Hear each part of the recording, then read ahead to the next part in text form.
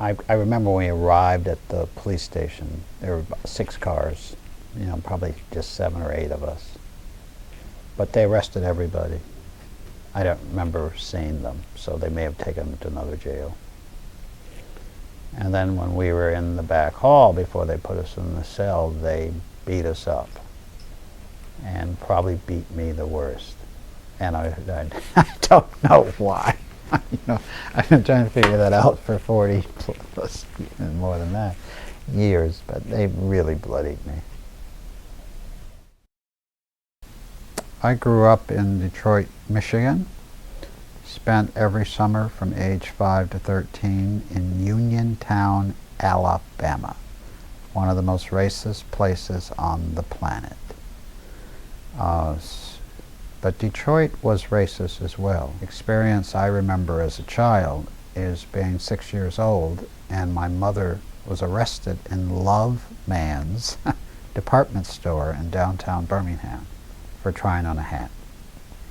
And they took a little rope and tied me to a wall until my aunt came and picked me up.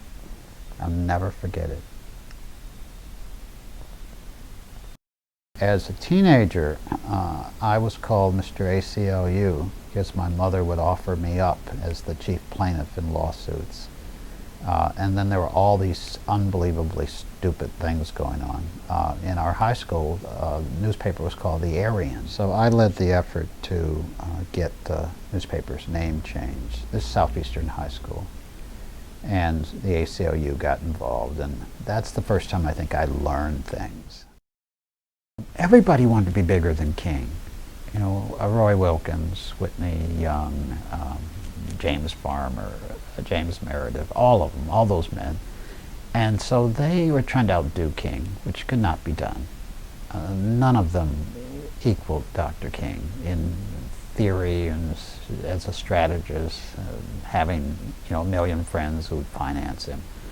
And that's what Meredith was trying to do. He was trying to be a star in the, you know, in the sky. So we flew to Memphis, and then, you know, we met in Memphis, and then we went to Sunflower County, Mississippi.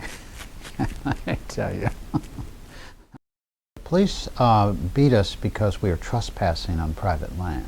The truck came along the road and drove us off into someone's farm, and then he had the police, they were right across the street, and they arrested us for trespassing. And then they beat us up for resisting arrest, meaning young Mr. Ross said we weren't doing anything and I'm a law student. And the next thing we know, they beat us. And we got a kick out of it because they didn't beat James Meredith, they just beat us. And you know, you're young and you think it's really great they don't beat James Meredith up.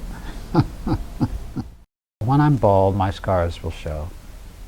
And those are the scars of youth, but of proof of a racist nation. My mother used to say that Dr. King was a gift from God to America, not just to black people.